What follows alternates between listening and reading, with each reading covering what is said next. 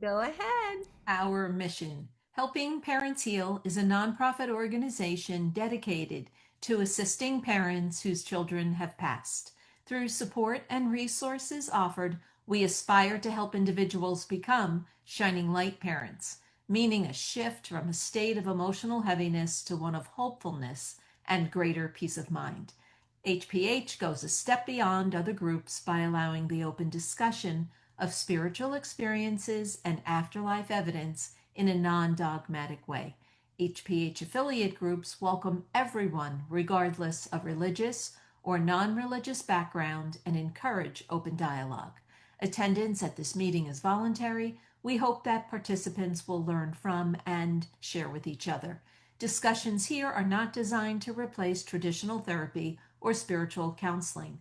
Zoom meetings run by leadership are not confidential. These meetings typically feature guest presenters and are posted on YouTube so that affiliate members worldwide can watch and benefit. Neither type of HPH meeting is designed to replace traditional therapy or spiritual counseling. Helping Parents Heal offers a wide variety of speakers, allowing parents to learn about many possible ways to heal. This includes presenters covering progressive topics such as afterlife evidence and connecting with our children who've passed. The views expressed by our guest speakers may or may not reflect the opinions of Helping Parents Heal leaders and members, so we ask that you take from their presentations whatever may benefit you personally. Welcome, everyone. We're so glad you're here with us this evening, and thank you, Jonathan, for being here. Thank you Yes, for having me. we're so thrilled to have you with us, Jonathan. And I'm going to read your bios just in case anybody doesn't know about you. You've lived an incredible life so far. He lived the definition of material excess, 25 years climbing the corporate ladder in marketing and technology as a C-level executive, accumulating possessions and actively avoiding anything spiritual. That was until May 22nd of 2023. On that day, Jonathan didn't just have a near-death experience. He actually died. His skin turned yellow, his organs failed, and he remained clinically dead for 3 hours. But what happened during those 3 hours wasn't just a glimpse of white light. He experienced complete immersion in divine consciousness, received profound spiritual teachings, and was given a choice to stay on the other side or return to share with those ready to feel something more.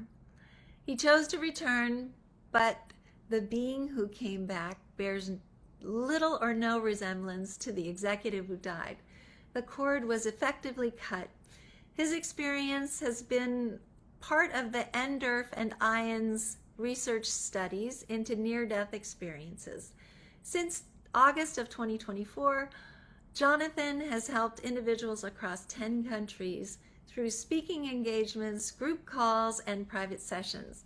His website is www.jonathanashford.com. And without further ado, please join me and Irene in welcoming the wonderful Jonathan Ashford. Welcome, Jonathan. Hello, everybody. Thank you very much for having me. Well, and I just want to also say you just got off a plane and drove I did. many miles to be able to be on this Zoom meeting. So we are very, very grateful. And the first thing that and everybody's sending up hearts, I know a lot of people already know you, but it would be wonderful for the people who may not know about what happened to you to hear a little bit about your near-death experience, but especially about what happened on the other side. I think that that's something that is always very exciting for us as parents. Sure. I was a C-level executive, very healthy guy, 46 years old at the time, who was not spiritual. I was not a good guy. If you were to judge that person, you'd probably say, well, that person deserved everything he got. But I ended up passing. I ended up passing from sepsis brought on by a gallstone that was stuck in a duct that caused an infection that actually led to organ failure. And passing is something I try to explain in human words, but it's shades of what you experience. But for me, it was incredible. It was graceful. It was the most magnificent feeling, freeing feeling that I really can't describe. I can describe all around it, but there aren't words for what it actually feels like. But I did wake up in another, call it another place, but it isn't really another place. You're in another state. And in that state, I experienced an unconditional love that I also can't properly describe. Uh, I try to. I try to describe it. It's something akin to living a million lifetimes all at once. And every breath of every lifetime, you are loved beyond anything you've ever felt in your life. And you feel it all at the same time.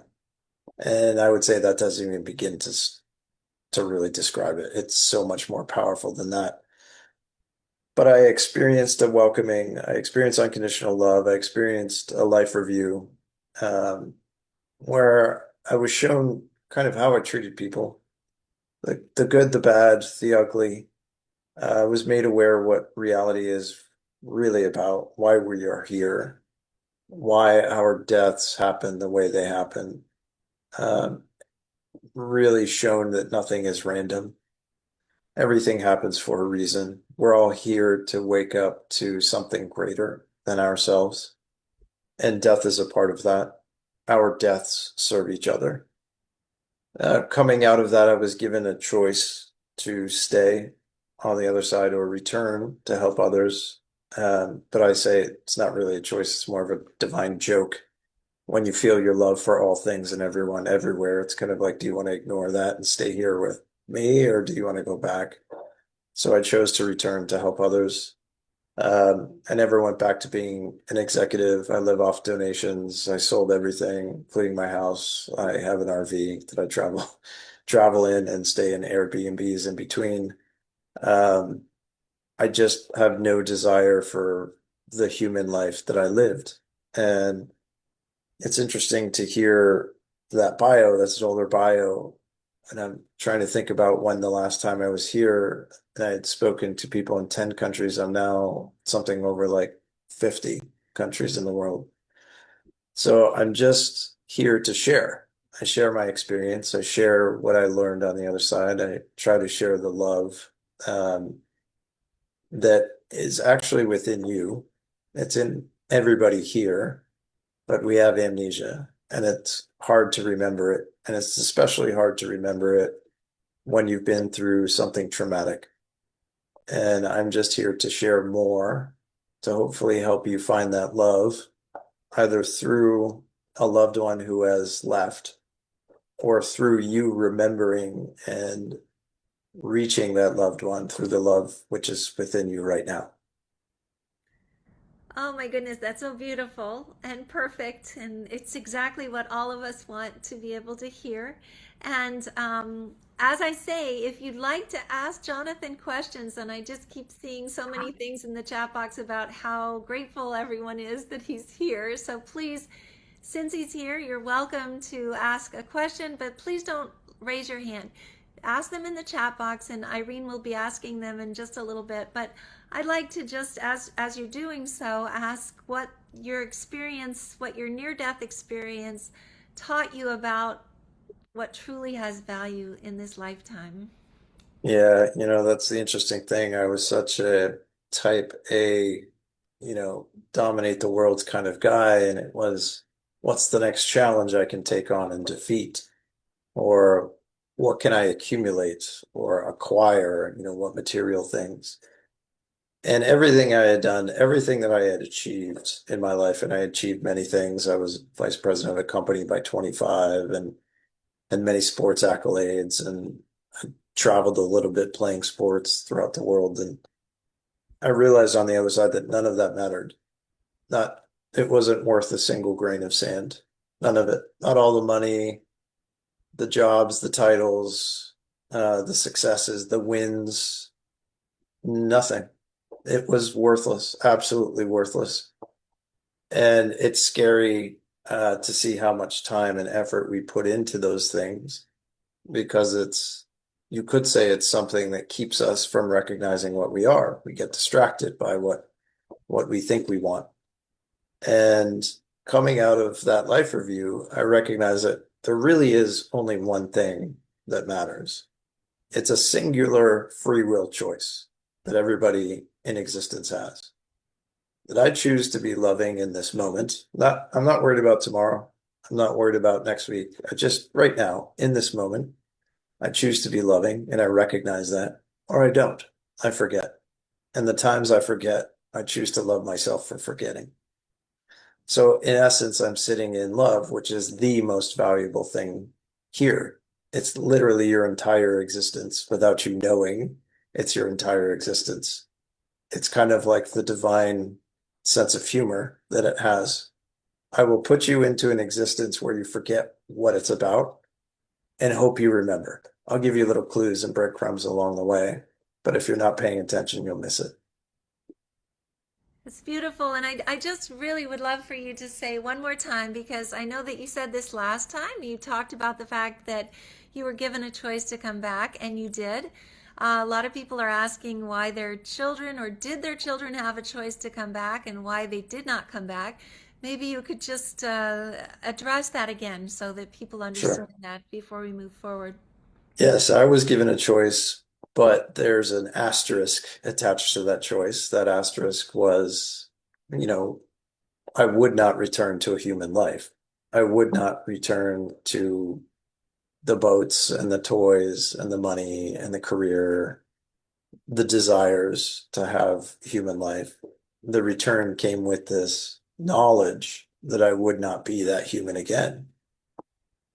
Would some of your children be given that same choice? It's possible. It's possible, but it's really rare. I know that my choice was only given to me to serve everybody, to serve humanity. I don't work by transaction. Like I said, I only work by donation. So my whole sense of being is to give, give. I receive what I receive, but I'm here to give. If your children were given the choice, it's possible that they decided to stay because they know that their death serves you in helping you find love. I'll repeat that. Their death serves you for you to find love. Now, some of you will think that's crazy. Well, I want my son or daughter or my husband or partner, or I just want the people that I love around me. But this was never your home. This was a stop on the way to something else. And if your loved ones have exited and made it there before you, why would you call them back? Why would you want them back? They're at the destination. Would you have them come back to slog through the rest of the journey with you? Or can you love them knowing that they're exactly where we are all going? They're free. So the reminder is, if you were given the choice and you were home, but you knew your death served your loved ones, would you return? So it's not that your children didn't want to return. It's about a greater knowing that you have on the other side, a greater knowing that we all serve each other through every circumstance in this life, including death. Beautiful. I would love to ask a bunch of other questions, but why don't we go ahead and let the people who are writing in the chat box ask those questions. Irene, do you have some lined up that you'd like to ask Jonathan? Sure. I'll start with um, Katrina. I'm just going to shorten it a little bit. Katrina's daughter was killed in a domestic violence incident in which the person who committed this act is in jail. She wants to know, how does she love the person who did this? And do you have a view on accountability for actions as it relates to our purpose to love? Thank you for any guidance you have to offer. Yeah, that's a difficult one. And this might be a bitter pill to swallow, but I was shown that our death dates are planned. You can't change it. So what happened happened as it was supposed to happen. Now, if I turn this into a more casual story and I say there are three beings on the other side, and those three beings get together, and one being says to the other being, "Hey, I'll be the bad guy this time. You be the victim, and you be the person who experiences the loss." It looks different on the other side. From this side, it looks like three strangers, or one stranger and two people who know each other. But on the other side, you know that person. You know that person who committed that crime. You know your daughter, but you will know her as something else. And she will know you as something else. So who's who? Loving the person who committed the crime is not loving the behavior. It's not loving the act. It's loving the being who forgets that they are loved too, which is why we're here. We're here to love those who forget that they are loved. That might be difficult for you to come around to that feeling loss. But again, that death date was planned and your daughter is now free. You could say that your daughter has not left the room. She's still with you. And I will say that about all of the children you've lost. They are not gone. And I will say, have you turned it into love yet? Have you taken the trauma or the situation in your life and turned it into love yet? Because that's the opportunity. The opportunity is to be human and hold on to it and hold on to the trauma and refuse to move past it, or to turn it into love itself. So you can use it. You can use it to remember what you are, or you can be mired in that loss. The choice is yours. Hmm. Wow. Thank you for that. Linda is asking that, well, she's heard so many NDEers say that they were given a choice to Mm. stay or to return to their human bodies. Does that mean that my son chose to stay? No, it's actually not as many as you think. In the research studies, it's actually a small number. I think if you're watching ND ears on YouTube or maybe reading books, it's just a very small portion of ND ears. So you're listening to ND ears who are comfortable about even just talking about it. But there are, I would say, the majority of ND ears who never talk about it, who just haven't reconciled it in a way. Um, but from what I understand in the studies is not everybody's given that choice. Not everybody's meant to come back.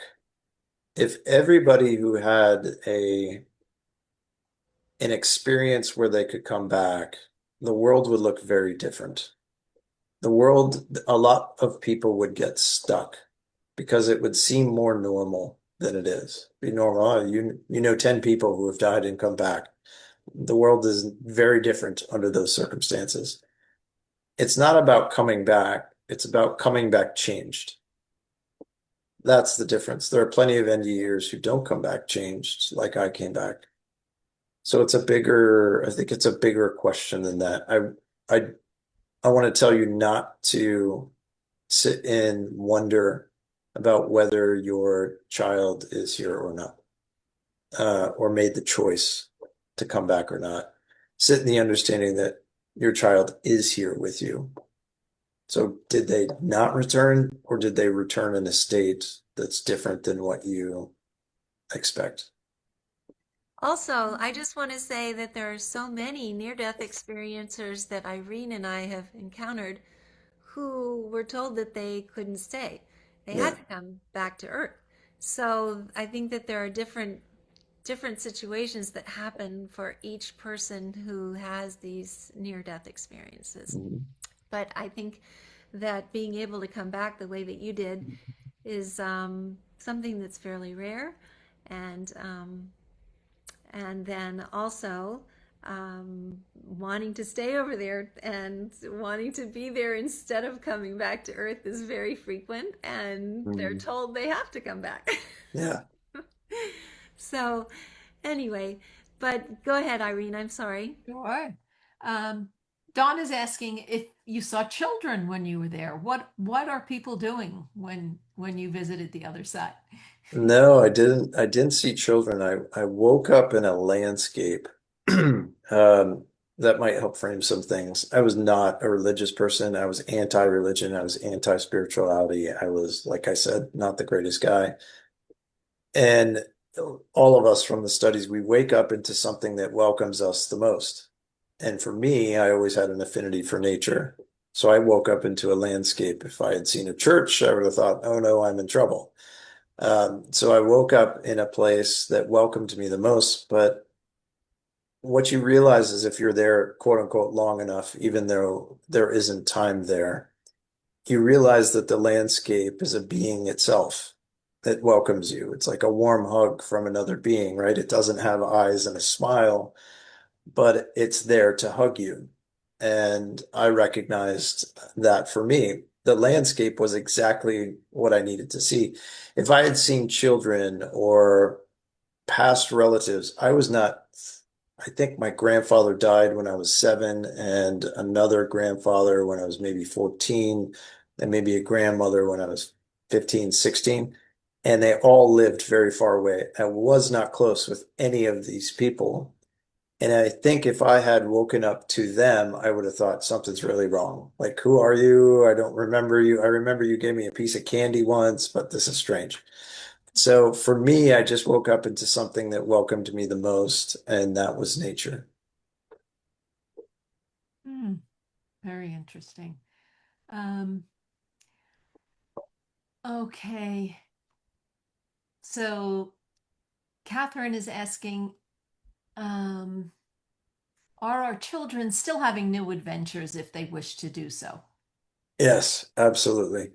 Absolutely. There's an infinite number of experiences to be had on the other side that are tied into this one, that are also in other existences that I can't even describe. It's like all we're seeing maybe 1% of the whole thing, right? We think the earth and we think our human existence, like it's this, like the smallest portion.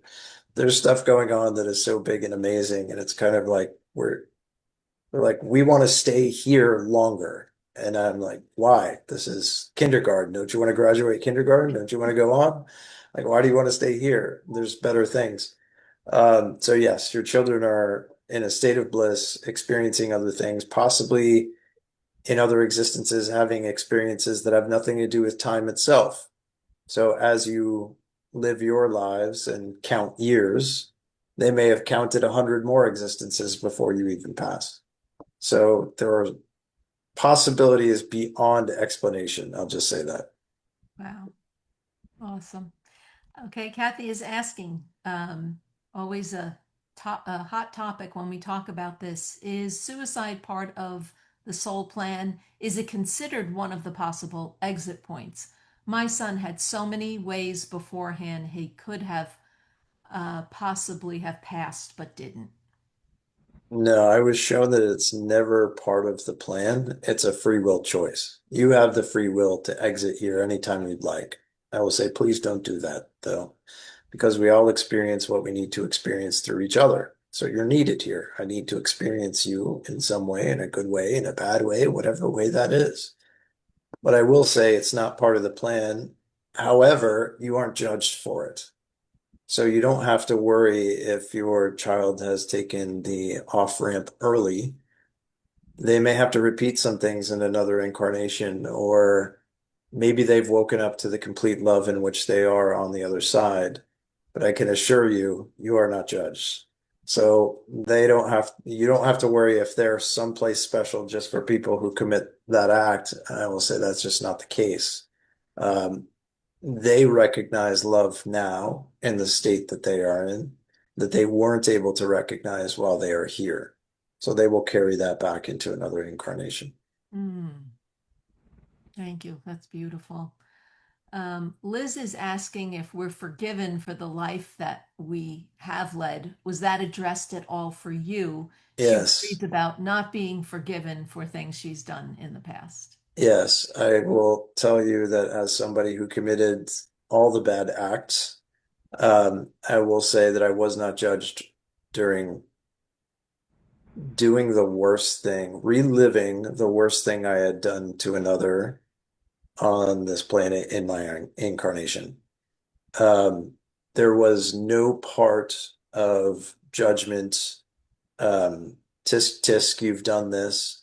It was unconditional love, as if you were only a child given a box of crayons and you just drew a picture all over your parents' walls and they showed up. And instead of saying, I can't believe you did that, they clapped for you. They clapped and said, great job. Here's another box of crayons. There just was no judgment whatsoever. And you just experience life, your life from a degree of separation from the human, which retains judgment. The only reason we have judgment here is because we've defined what it is. Over there, there is no judgment. It's just all love. So you experience every aspect of your life through love. And you recognize, wow, okay, I missed it there. But you're not judged for missing it. That's part of the return. You're given another chance. That's part of reincarnation. You're given another chance to try it. So no, you're not judged. You could say you're not even forgiven because you were never judged for it in the first place. You're loved consistently throughout your life. Beautiful. Thank you. Okay, I'm going to ask this, and then Elizabeth, I'll turn it back to you. There's so many questions coming. I'm having trouble catching up with it. So maybe you could start looking while I ask this. John is asking, what do you say to the people who are skeptical of your experience? I didn't know anyone was, but this will be Oh interesting. yeah, there are plenty of skeptics out there. I've spoken with doctors and researchers, NDE researchers. I just say it's not for you.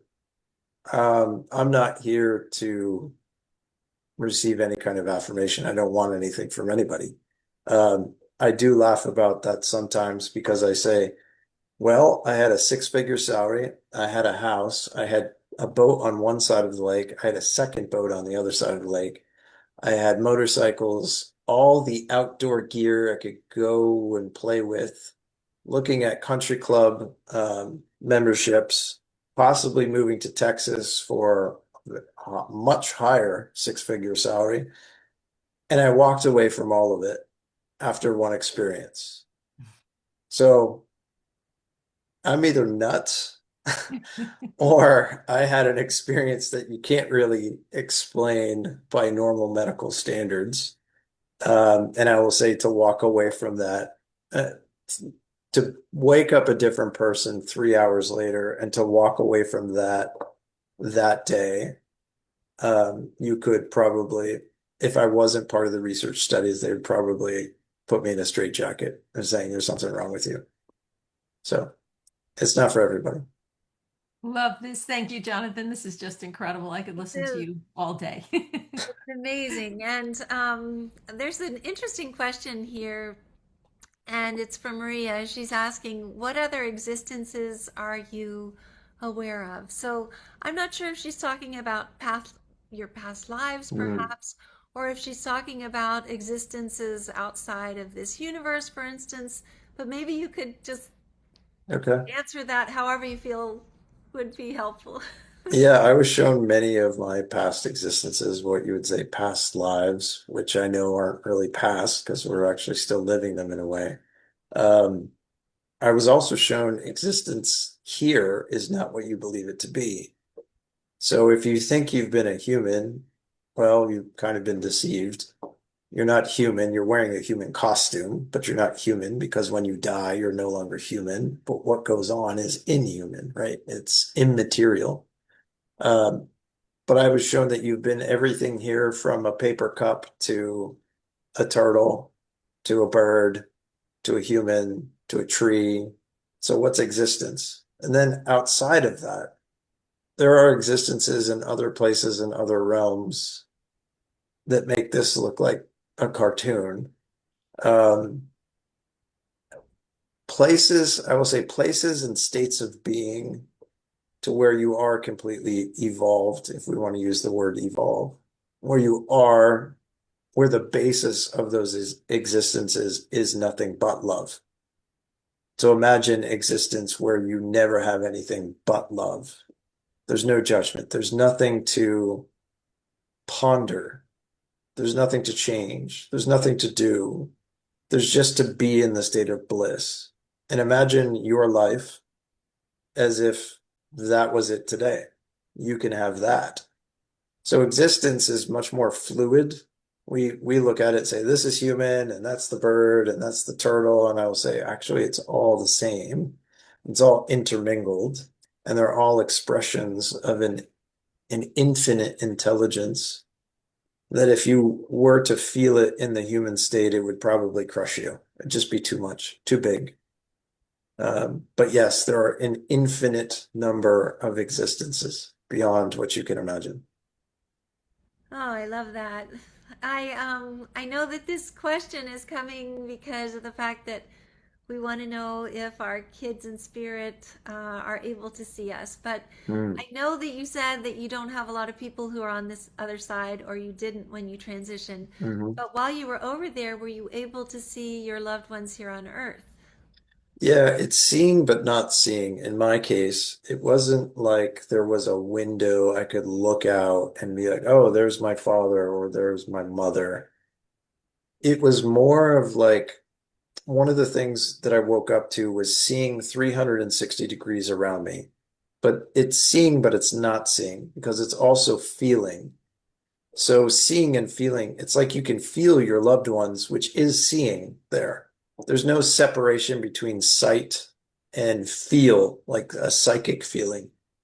So yes, I could feel loved ones as if they were literally holding my hand.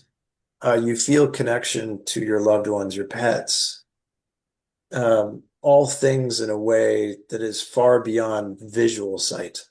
It's kind of like it's intertwined with every molecule of your body if you had a body, but I didn't have one. Um, so yes, but are you looking out a window going, "Oh, there's mom"?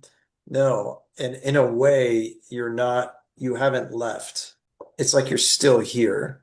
It's you're in a different state and you would call it a different place, but it's not about the place, it's about the change in state. So technically, you still have access to everything here. You just can't move it. You don't have a body that would move things, right? Maybe an energy, if you could come across as a powerful energy, you might be able to knock something off the counter. But you're not technically gone like you think. You know, your children are gone because you can't see them. That, I love that. And yeah, last night or night before last, Farrah Gibson was talking about the fact that heaven is just 3 feet off the ground, that they're Yeah. all right here with us. So, Yeah. and it's as though a piece of wax paper separates us from our kids, which Yeah. I think is really important for everyone to understand. They are not gone. We're No. the only ones who are a little bit blind here. Mm. Um, Jane is asking, and this is coming from what I said, but maybe you could answer this. Why would one be angry because they were sent back to from having a near-death experience to come I back? can I can only speak on some of the IANS calls I used to sit in on a couple of years back, um, where there were experiencers who weren't given the knowledge.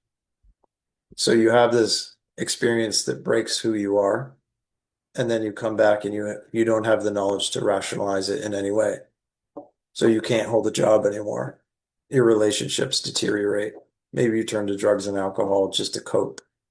So it's a life-changing experience. I consider myself fortunate to go from the 12 all the way the dial, all the way around to the 12 again, which means I had the full experience and I have the knowledge, which allows me to live it. But a lot of people don't receive that. They just get the glass shatters and they're expected to pick up the pieces, and that can be frustrating for a lot of experiencers. Well, I think that's true. And then there are also other people who come back to incredible families that they would have normally missed, but they didn't feel like they needed their families on the other Hmm. side. They knew that they would still be with their families. They were in an incredible state of bliss.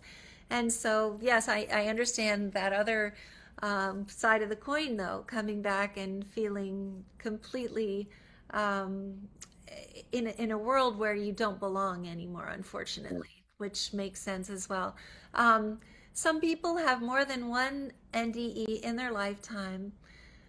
Why do you think that is? Is it written in their soul contract, or are these inventions from their higher self, God, universe source to put you on a path to your soul path, to put you on back to your soul path? I will just say what I was shown, which is not everybody can sort of reanimate in a way. So not everybody wants to have a near-death experience, and I don't wish that on anybody. I don't. It is literally life-changing. But I was shown that not everybody can have one. Not everybody's supposed to have one. And don't feel less because you haven't had one. I will say, take the shortcut. I needed to die to wake up. I would say, take the shortcut, don't die. Um, but I think it's part of a bigger thing. Like I know from my experience that my near-death experience was planned. It was going to happen the exact day it happened, how it happened. There was nothing I could have done that would have changed that. And I think in a lot of cases, they're plans. You are here to experience something that breaks you in a way, or maybe you need to experience something so strongly that it affects somebody else who needs to hear that from you. So we're all intertwined. The other thing I was shown is that your life was never yours. Like this isn't my near-death experience. It's everybody's. It's anybody that I talked to. It wasn't for me. Right? If I needed that, it would have kept me on the other side. It would have been like, okay, you're done, you messed up, you're staying. But it was for everybody. So understanding that your life is to be lived in service of others, whether you realize it or not, and being of service is just recognizing that if I have an experience that can help others, I will talk about it and I will share it. And you have been all over. It's amazing all of the different places that you've been since the last time that we spoke, and it was only a Yeah. couple months ago. Um, I have Marina asking if you could define love, please. It has different meanings for different people. Yeah, I was shown that on the other side, and it's an interesting human part of us that wants the definition so we can look at it and say that's it versus that isn't it. And here's what I was shown about love. Love cannot be defined. It can only be felt. You can't point at love. You can't measure it. You can't hold it in your palm of your hand. You can't get more of it. You can't make it. You can't shrink it. You can only feel love. Genuine, authentic, unconditional love. What you can see are expressions of love. I feel love for you, I buy you flowers. That's an expression of love. But love itself is a warm hug between two people who have not seen each other in a long time. They love each other. You're feeling love. The hug is actually secondary. So love can only be felt. That's what I was showing on the other side. It can't be defined, and neither can you be, because you are love manifest. Oh, goodness, that's a beautiful way of explaining it. Don't you think, Irene? That's just so, so wonderful. I'm going to ask one more question and then pass it over to Irene. Catherine is, actually, Kathleen, I'm sorry, is saying, I've heard that there are other existences, but that being human on Earth is very, very challenging, a tough school to learn from. Is this something that you've also heard? Yeah, that's something I experienced on the other side, coming out of my life review, receiving some of the knowledge that I have now. It's the human life is meant to be based off of contrast, which means you only know love by witnessing the lack of it, or you only know light because you've experienced dark. It's all contrast. The whole experience, your entire experience here from birth has been contrast. You need to breathe because if you don't, you'll leave, right? It's contrast. You need to eat because if you don't, you won't survive. It's contrast. The problem is we, as the animals that we have inhabited here for this existence, we don't like contrast. We want everything to be perfect. I don't want to have to eat anymore. I don't want to have to sleep anymore. I don't want pain in the world. I just want to feel love all the time. And I will say that's amazing. And that's the nod to the love within you for wanting that. However, that isn't here. That's on the other side where all things are perfect. That's where your children are, where there is no need to eat, sleep. You're just in the constant state of bliss. You're in a state of love. But for all of us who are still here, we have to experience the contrast of life. And at times it can feel like sandpaper. Doesn't feel good. But it's all for a reason. I was shown that nothing is random. Literally nothing is random. Nothing, nothing, nothing. So if you're experiencing something, there's a message in it for you. It might not make sense now. It might take you years, but there's a message in it. And there's a message in that contrast. So the question is, can you love yourself through it? Can you love yourself for experiencing contrast here? Can you love yourself for feeling the sandpaper? It's not all silk. It's a lot of sandpaper here. A Wow. lot of sandpaper, yes. Yeah. For sure. Okay, this is from Liza. You have such knowledge and enlightened clarity. Who are your teachers, mentors, authors that you have learned from since your NDE? None. I don't have one. I had no knowledge prior to the NDE. 3 hours later, I had all of it. I don't read spiritual books. I don't follow anybody. I don't listen to anybody. I'll just say I came back without any questions. Hmm. Okay. Hannah's wanted you to talk about guides. I don't know if you talk about guides, but do we have the same ones all of our life? Yes and no. Guides are an interesting thing. I was shown what is a guide? You know, some people have, three guides and they have names for these guides and they're male and female or angels. And I think that's wonderful. But I also know that guides take a form for you to experience them. So if you need guides, if you need several guides or a guide and you need it to be a female because that's the one you'll pay attention to, then that's the form that they will take. However, when you get to the other side, you will understand your guides have been all around you all the time without form. Your plant in your kitchen is your guide. The breeze you feel walking out your front door is your guide. Everything here is a guide. It's just some of us need specific guides. So we need them to appear certain ways or to hear them in certain ways or experience them in certain ways because those are the things we'll pay attention to. But I can say my guide is everything in existence. So my guide is the light switch, the lock on my front door, the doorknob, the paint on the wall. Everything's a guide when you open up to it. But yes, guides exist. Hmm. Thank you. Dawn is asking, do you ever have dreams where you go back to this place where you had the NDE? Yeah, I don't have to have dreams. I can literally sit in a chair, shut my eyes, and be back there. It's one of these strange gifts that I returned with. It's this feeling, and when I do it, it's a feeling like I never left. So it's like I'm still there. I have one leg on that side in that state, and I have one leg here back in material reality. But I can literally shut my eyes and be back in that place, just feeling it. I don't have to be asleep. I don't have to be in a certain state of meditation. It's like I'm constantly attached to it. I haven't figured out why, why I can do that, but it's nice every once in a while to go back there. However, I don't do it often because I find myself wanting to float away when I do. So I know I'm here to share with others, and if I'm just sitting there floating away, it's probably not the greatest thing. Okay, Elizabeth, I don't know. Have we gotten through them? No, I have one that I think is a Okay. really, really important one, actually. And this is the best way for all of us here tonight and all of us who will be joining us later and watching the replay to communicate with our children in spirit. Do you have any thoughts on that, Jonathan? On how to communicate with them? Mhm. Yeah, I would say shut your eyes, find your heart, and speak.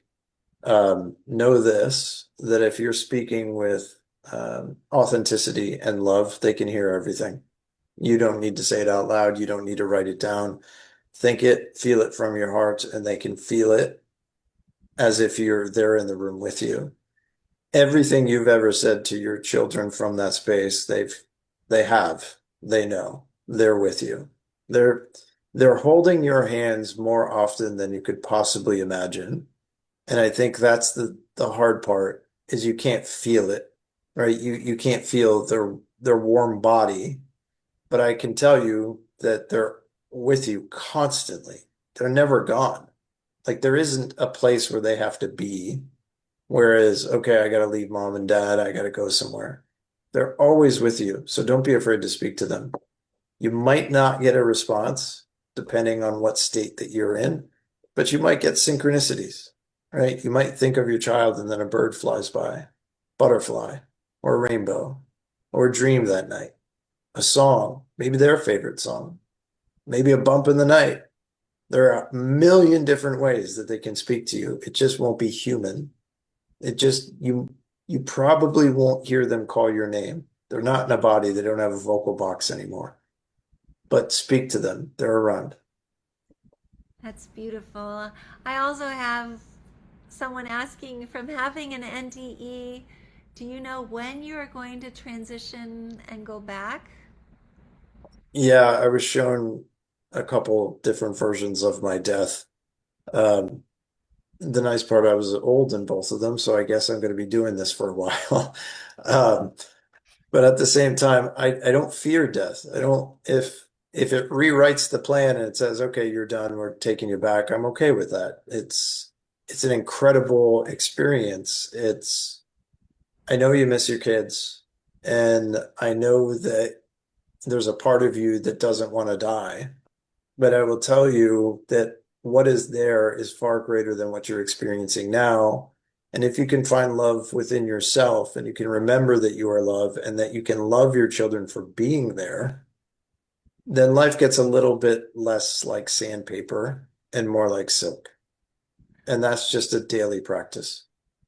I love that. And I also just want to ask another question that someone's asking, which is important. Do you offer classes or small courses to expand our knowledge? And I know that you do live Zoom meetings. Are you offering, and before, this is a caveat, I just want to say that Jonathan does not charge for anything. He has not charged us to speak to us tonight. He does everything through donation. He gave everything away. So if you're inspired to make a donation to Jonathan, his website is www.jonathanashford.com. Is that right? That's it. That's Yeah. correct. But do you offer classes or small courses to expand our knowledge? No, I haven't done the class or course thing because what I do is I share all the knowledge once a week in a blog post. I just give it away. I just put it on the site for free. Um, and then I try to hold 2 weekly Zoom calls, Q&A sessions, kind of like this, to give people the chance to ask questions. Some of them end up being in excess of 6 hours. So I'll stay there until the last questions are answered if I don't have to cut it off. But yeah, I just do that in between. I try to help people where I can. So I'm not at the point where I would develop a class because I know you don't need one. I know you have what you need in you already. I'm just here to remind you of that, kind of knock off the rust a little bit, point you in the right direction, show you a couple of things. You don't need to graduate. It's more about waking up to what you are. So feel free to check out the website. There's tons of great stuff that I put on there, written posts for over a year now. Um, and join it, sign up for a Q&A session with the group. Sometimes I get 500, 600 people on there asking questions. So you can, even if you don't ask a question, you can learn from those that are. So Jonathan, we have Catherine saying Jonathan's blogs are rich and enlightening, lots of guidance, which I've also read, and they're beautiful. I also want to say that there are a few other questions, like, for instance, do you enjoy doing this? Talking to all of these people, do you get tired of it and want to live any different way at all? No, I don't have any like human desire that would say, I'm sick of talking about love and I want to go, work in an office again and make lots of money or go play golf. I didn't return with that desire. It never gets old. It's funny, speaking with my significant other this morning, we left the house, I don't know, 5 a.m. and we're driving and we had a 4 hour drive to get to the airport. And it's like, I'm like, let's go, let's go, let's go. And she's like, what's the rush? I said, I'm not missing this call. Like, there's no way I'm missing this call. And it's just like, I live my life knowing that it serves others. That's why I'm here. So there won't come a day where I'm like, nah, I'm over it. It's not about me. It's not about having wants or doing something for me. It's about sharing so that others can wake up to what they are. You are amazing, as Liz is saying in the chat box. And also, I just want to say that I think that these kinds of talks really help our parents to be able to understand the bigger picture. It's so important for all of us to understand that this existence that we're living right now is part of a much bigger existence, and that Mm. our kids are part of that bigger existence right now, but they're still right here with us at the same time. um, there's one question that I'm kind of interested in as well, which is how do you personally handle grief after having your NDE? I'm not sure if you've ever experienced anything like that, so I don't know if since your NDE, but maybe you can Yeah, I share some. didn't. The interesting thing was I lost 99.9% of the people in my life. They just exited. I was such one guy that when I came back as another guy, it was too weird for basically everybody, including family.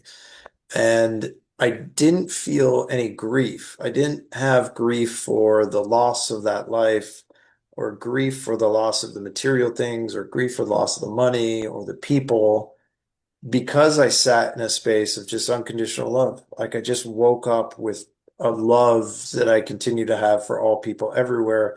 Again, it's not about condoning behavior, but it's about recognizing the being who's just drawing pictures on the walls with crayons. Like we're all just making a mess. And I haven't wavered from that. And it's freeing in a way. What I do have is sadness.